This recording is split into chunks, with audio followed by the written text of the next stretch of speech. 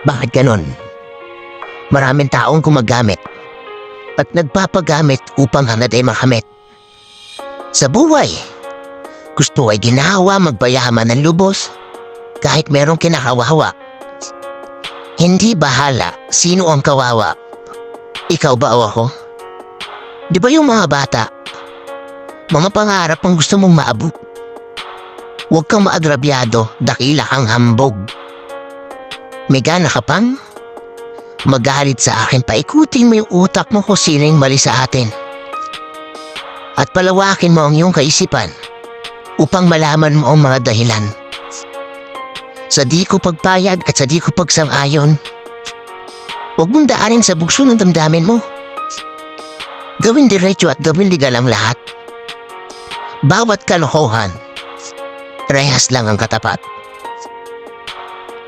Kaya makonsensya ka naman. Sa iyong ginagawa, sabihin mo sa akin kung ano ang iyong mapapala. Mga kalokohan na ginagawa sa buhay. Kaya stupido with Pilipino. Hindi ka ba nahihiya sa ginagawa mo? Yung magulang niloko ng harapan. Gumagawa ka ng sarili mong kabalbalan. Hiling ka ng hiling na mga nais mong kainin. Hindi ka makontento kung ano ang nakahain. Siguro naman marunong kang makiramdam. Alam na ng lahat ang iyong kalokohan. Kaya habang maaga pa, magsisi ka na.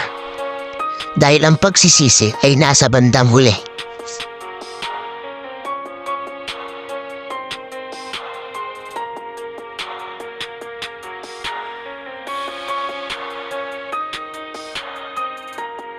You know?